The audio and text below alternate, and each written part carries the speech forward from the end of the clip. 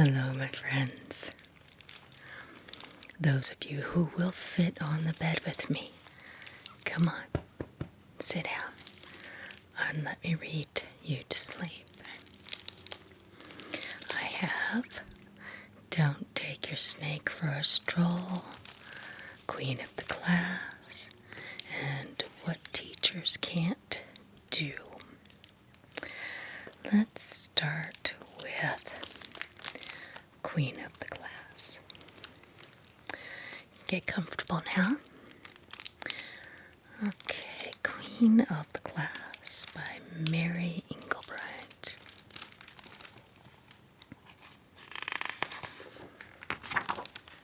Okay, we're up in my cozy attic right now, and I have a couple of beds up here that are comfy. Okay, Queen of the Class.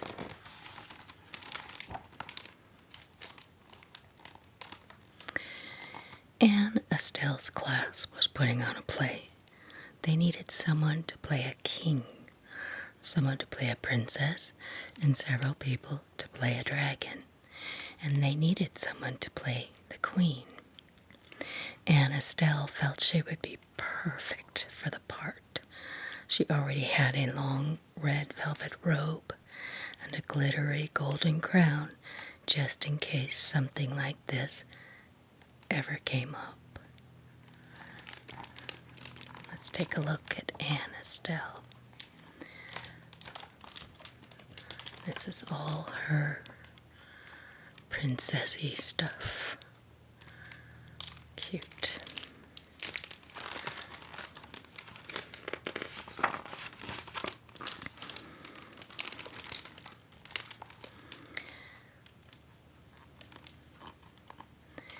Anne Estelle practiced her queenly manners at home and at school. "May I have some orange juice, forsooth?" she asked her father. Forsooth.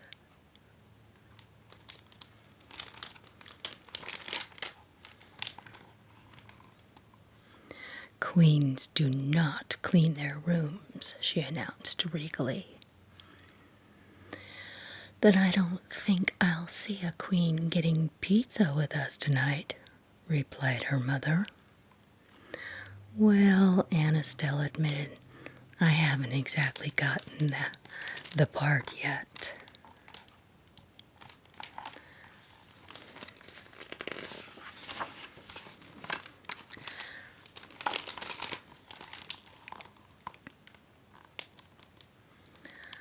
Finally, the day came when Estelle's teacher, Mrs. McGilligan, announced the parts. Michael was the king, Sophie was the princess who fought the dragon. Harry, Will, and Hannah would play the dragon.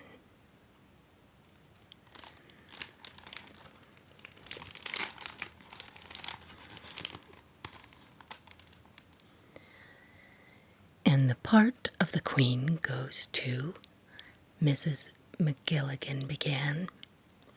Anne Estelle sat up very straight and imagined a crown on her head. So excited she is.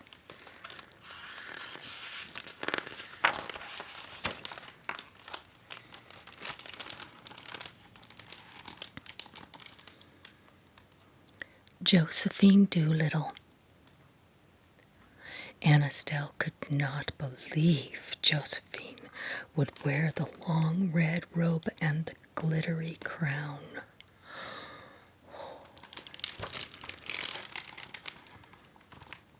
Josephine would be the queen, and Anne Estelle would be the stage manager.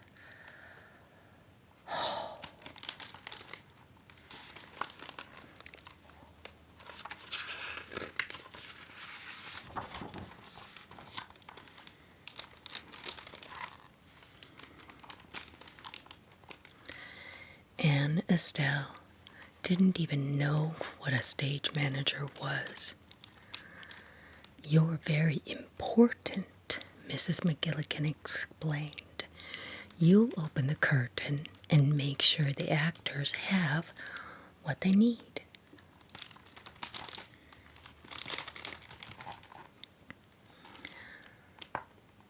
"I picked you to be stage manager, Aunt Estelle, because I know you're very clever and responsible."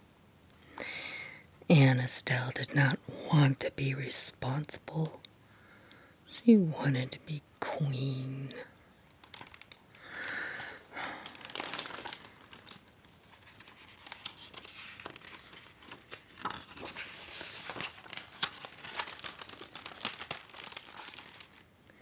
All week long the actors practiced their parts. Michael had the very first line in the play. "A terrible fate has befallen my kingdom." He had a lot of trouble remembering it, so Aunt Estelle had to help him.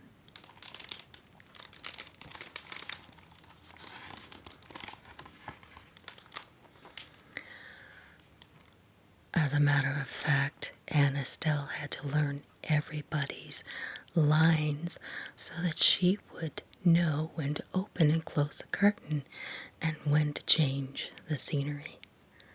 She was very busy.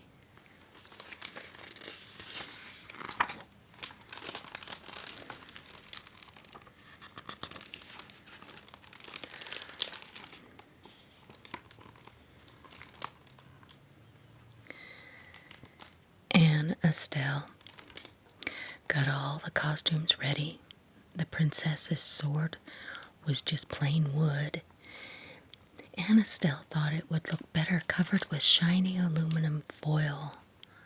She fixed a big rip in the king's cloak with Mrs. McGilligan's stapler. She even figured out a way to make it look like there were flames shooting out of the dragon's mouth. Good job, Aunt Estelle.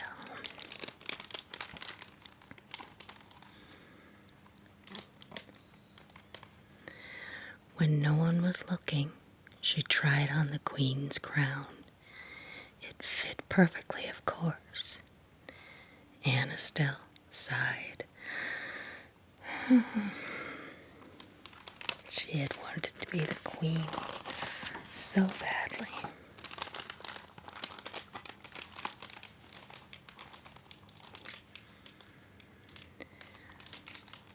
Everyone's family came to see the play. Aunt Estelle pulled the curtain back at just the right moment. Michael was standing in the middle of the stage. He stared at all the people in the audience. He swallowed, and he didn't say a word. You can guess why. He looks pretty scared there. That's funny.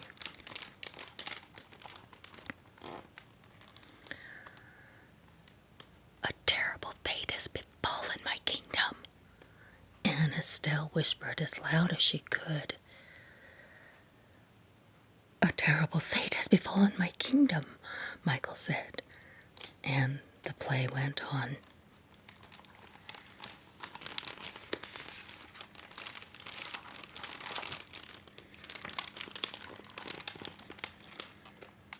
Here's the picture of the dragon. They did pretty good on that, I think. We got flames. Flames coming out of the mouth of the dragon. Did pretty good on the set there, Aunt Estelle.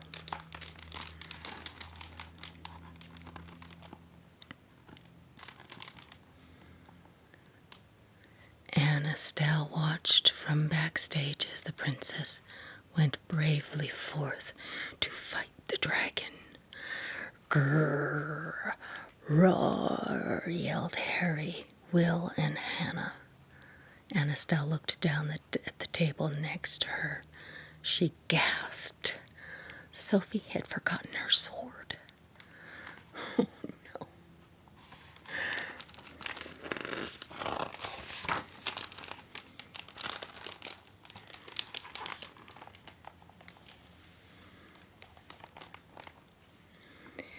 and Estelle thought fast. She grabbed the sword from the table. She picked up a cradleboard shield so she could look like a soldier, and then she ran out onto the stage. Good save, Estelle. Your Highness, she said, here is your sword. She bowed to Sophie and ran back off the stage, and the play went on.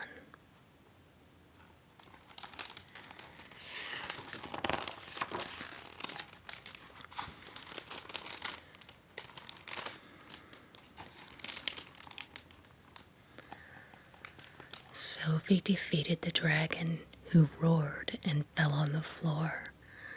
The queen returned to her kingdom in her golden chariot.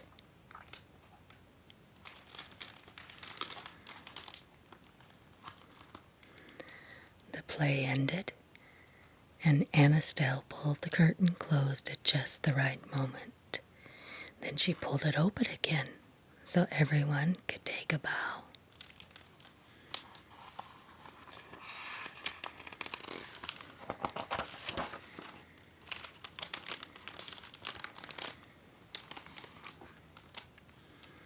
The audience clapped and clapped. We want the stage manager. Mrs. McGilligan gave her a push onto the stage.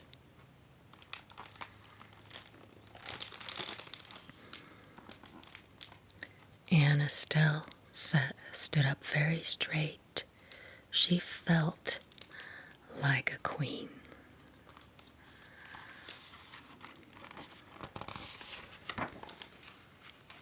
And that's the end.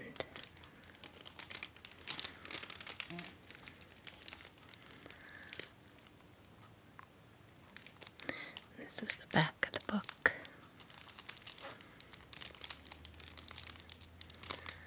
Queen of the class.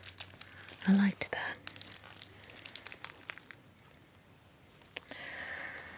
Okay, how about what teachers can't do? By Douglas Wood. Pictures by Doug Cushman.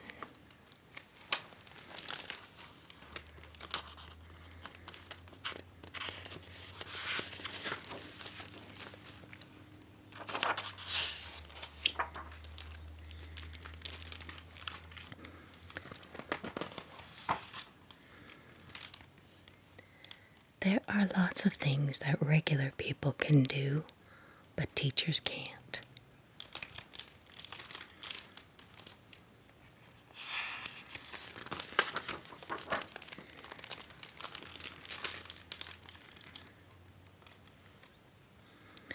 Teachers can't ride skateboards or scooters to school. So he's got a car. And the kids have skateboards and scooters.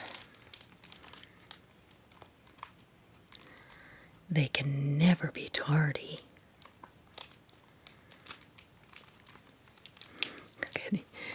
Teacher's late, so he's got the papers flying all out of his hands. That funny?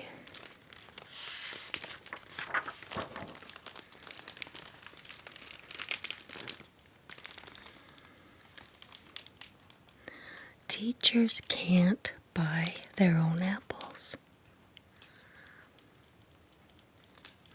I wonder what would happen if they did and put their own apples on their own desk. I think the kids would probably eat them. And they can't teach their best without flowers on their desk. That looks like dandelions. And the cup says, I love to teach.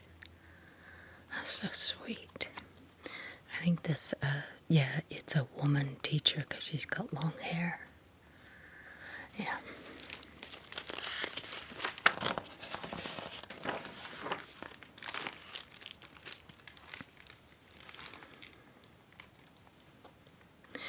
Teachers can spell Mississippi an encyclopedia.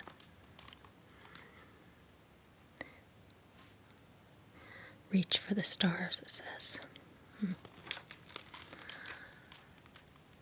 But they can't spell cat. Puts a CA and leaves a blank for the little kid to fill in that letter. What's that letter? Do you think a teacher can't really spell cat?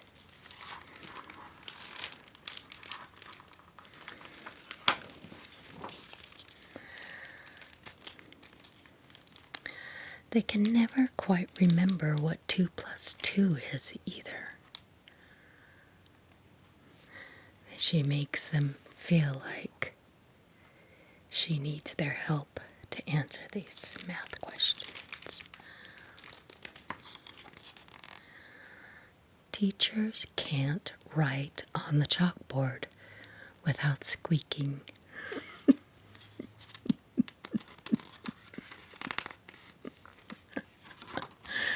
That's funny.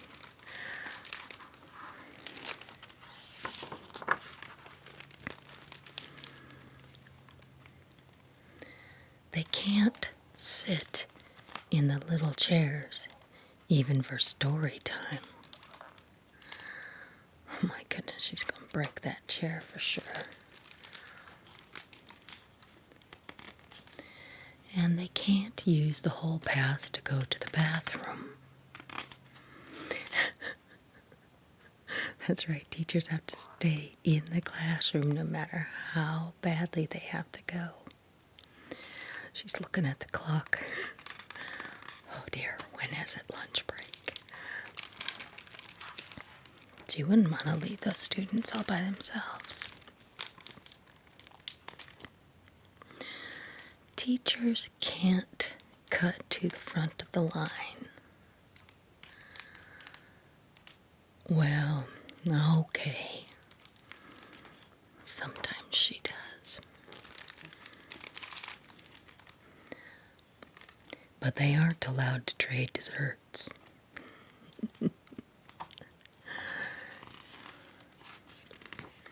I wonder if a teacher would want to trade their dessert.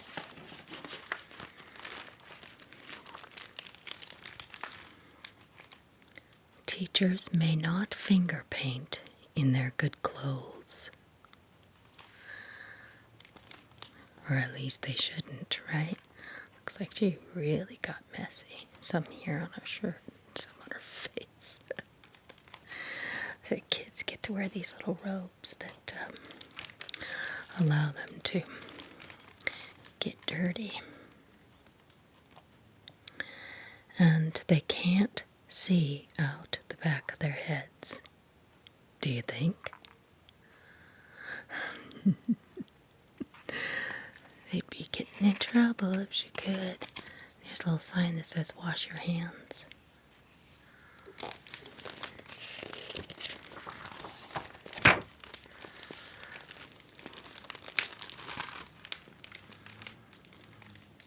Teachers can't go down the tube slide at recess.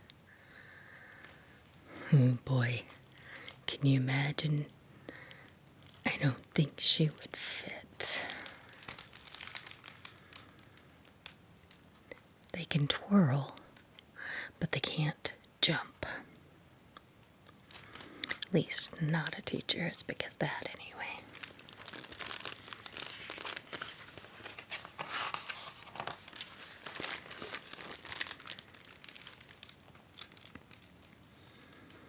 Teachers can't cry if they skin their knees. Can they? I bet she wonders.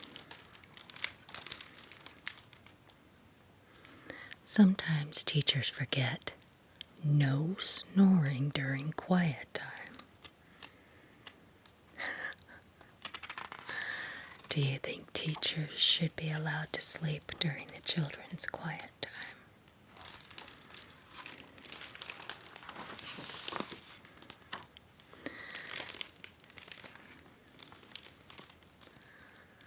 Teachers can't feed the salamander or guinea pigs by themselves. Looks like they're getting some serious help from the students. Ooh, look at the... Is that a frog or a turtle? And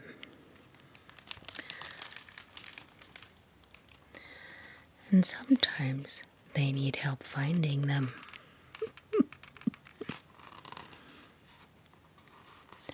Oh, that's a salamander. I just read it and I didn't realize it. That's supposed to be a salamander. That's the guinea pig. Okay. So sometimes the salamanders and the guinea pigs get loose. Oh, here's the salamander right there.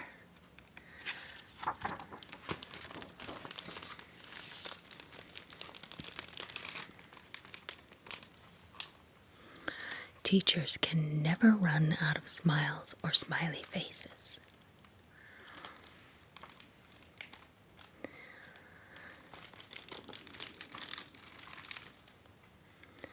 Teachers can't wait to come back to school tomorrow.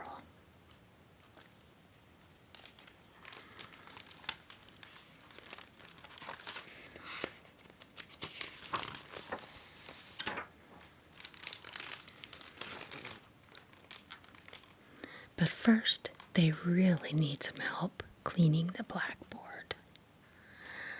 Looks like this little kid's using water on the blackboard, and she's just got the regular eraser and the erasers. That's funny. She's choking.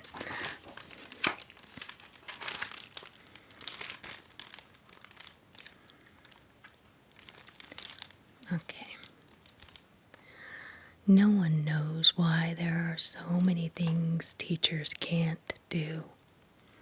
Maybe because they're so busy doing the thing that they do best of all.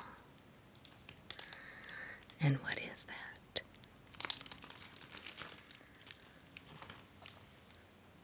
Teaching you. That's what they do the best. Isn't that sweet?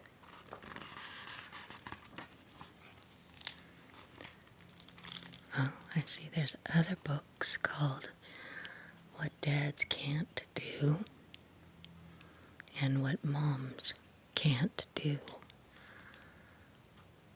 Teachers can't water the plants by themselves.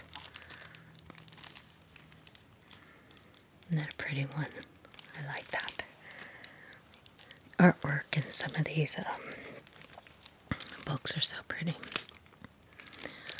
Looks like somebody paid $7.99 for this book once upon a time. That is not what I paid for it. This one's called Don't Take Your Snake. Don't take your snake for a stroll. Okay. I could tell you already that I wouldn't do that.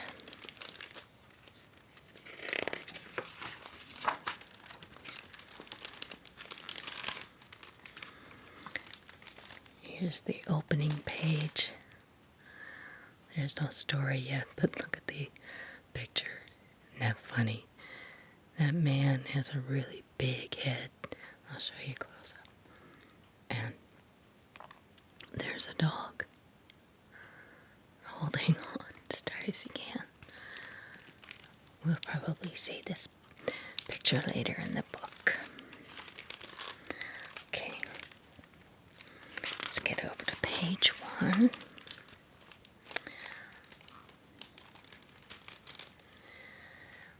If you take your pig out shopping, don't take him to the mall. He'll play in the dirt in the planter outside, and you won't get to shop at all. Look at that. There's a pig in the planter, and a little boy. What as they broke the tree that was in the planter. Part of it sitting on top of its head. Tons of putty, house of socks, pencil mart, paper clips, fishville. That looks like a fun mall, a really fun mall.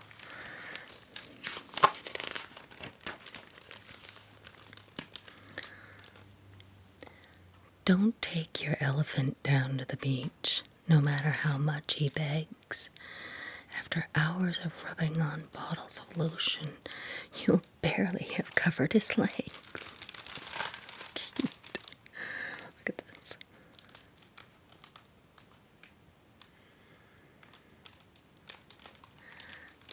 There's a little kid sitting next to the elephant.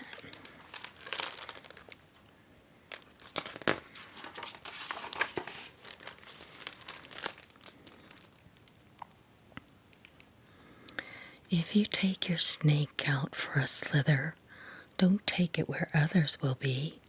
Small children will shriek, old ladies will faint, and you'll headline the news on TV. Look at that.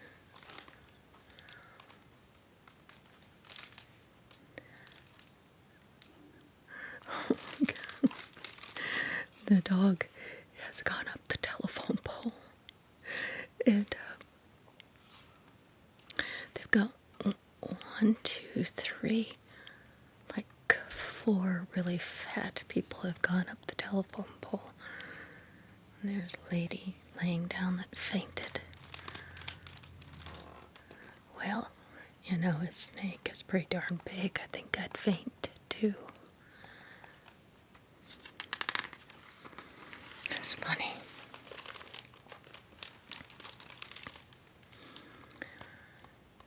Don't let your chimp help you string Christmas lights, though you think she could do the job faster. She could, but she'd do it by climbing the tree. The result would be a disaster. Oh my gosh. That's too funny. She's actually pulled the whole outlet from the wall. The plaster is still around it. Just about to put a ornament on and the tree is completely gone. That's too funny.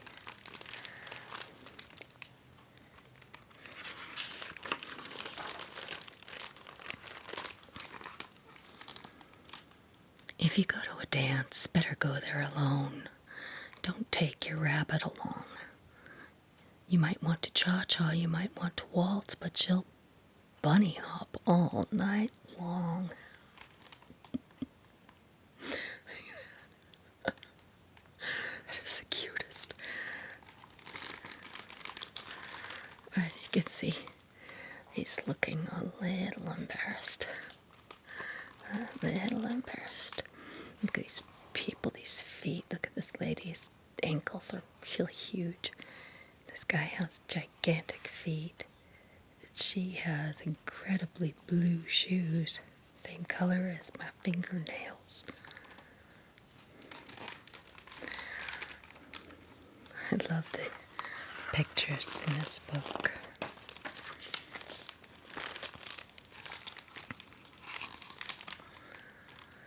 Don't take your skunk on an airplane. He'll make some trouble, I think. If the ride gets bumpy and he gets scared, there could be a terrible stink. Okay. He got the skunk.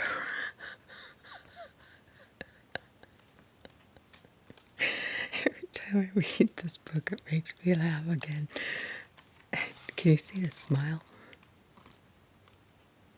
He's got this major smile on his face. It's smug. They even have a air freshener, pine air freshener. Even the co-pilot has jumped out of the plane, or about to. Look at that. They're all jumping out of the plane.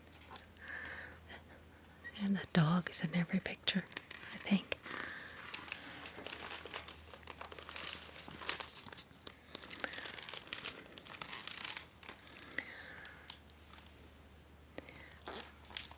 Don't take your moose to the movies. When he says he would like to go, the people behind him will wiggle and squirm, but they won't see much of the show. I guess not. He's gigantic. Look at the embarrassed look on his face. The attendant is shining a flashlight on his face, and he looks very guilty. Meanwhile, the moose is just eating buttered popcorn. It's funny.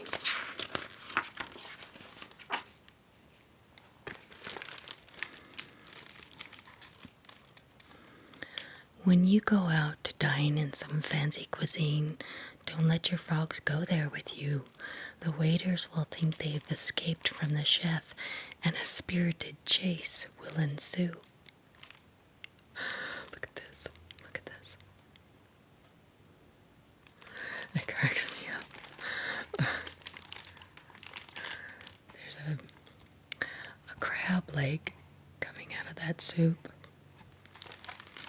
What else is going on here? This guy, like the waiter, is running, trying to catch a frog. And this lady, she's eating, but she's not even paying attention. Look at that. There's a frog in her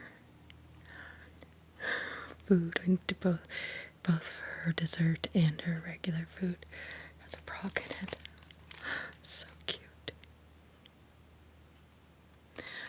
So funny.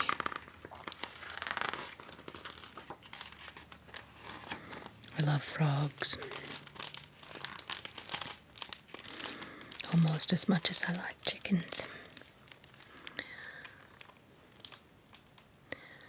Don't take your duck to a wedding reception where punch is served in a fountain. He'll take one look and jump in for a swim. No, it's better you go there without him. Yeah, look at that. No doubt. If I saw a fountain like that was big enough for me, I'd jump in it. Those presents. A wedding reception. It's funny they got lemon wedges in there, but the duck has laid eggs. Cute. And so this guy is getting himself some punch.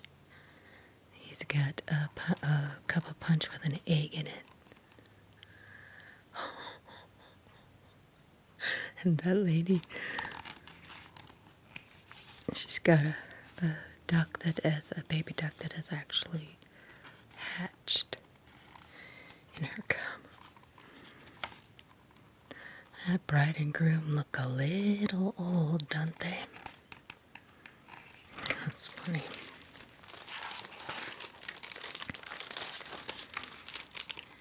If you go on vacation, please go by yourself. Don't bring along your kangaroo. Moms carry their babies safe in a pouch, and she might want to keep you there too. Well, I don't know about you, but I think that would be fun. I mean, I would like that. Yeah, see that whole picture?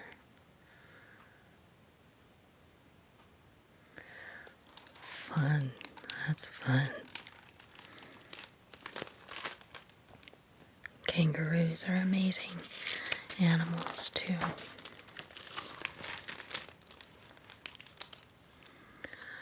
Don't take your coyote for a night on the town, especially when there's a full moon. He'll howl and he'll yowl as loud as he can, and he really can't carry a tune. You see him? He's yowling but he's yowling underneath someone's window. And she's getting so perturbed about it that she's actually going to drop a flower pot on this poor little guy's head. Oh, that's not nice. Doesn't matter how much a dog or a cat or any animal is yowling, I would still never want to do it harm.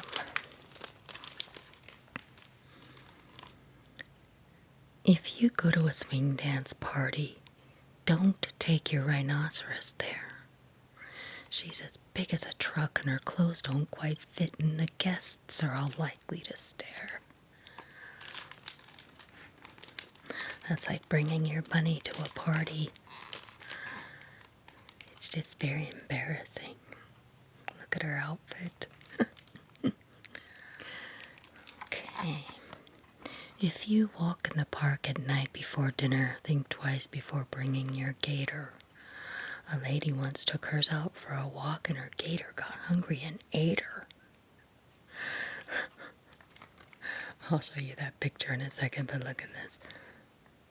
Got a bunch of little baby alligators on a leash, but look at this.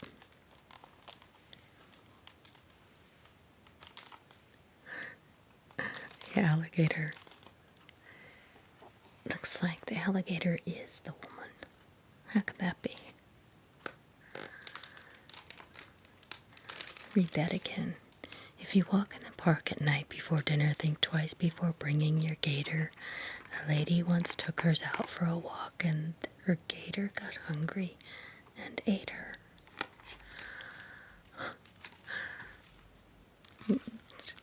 Looks like the alligator has lipstick on and a hat.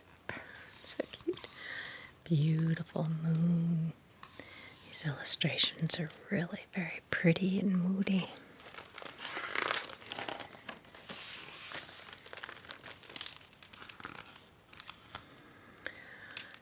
If you want to have fun without worry, listen to what you should do. Leave all of the animals tucked in at home and take only people with you. I agree. As much fun as it seems like it would be to take all your pets and your fun animals with you, you really shouldn't.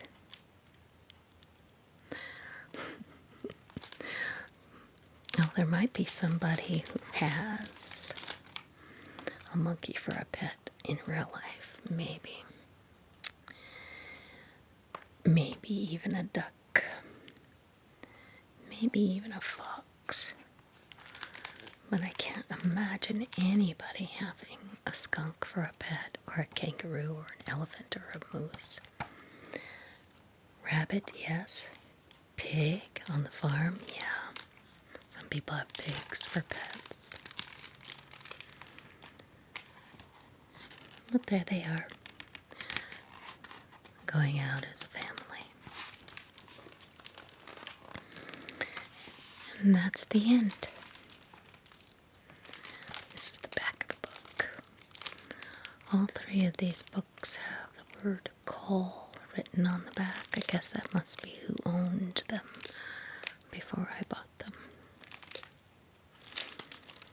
So, don't take your snake for a stroll.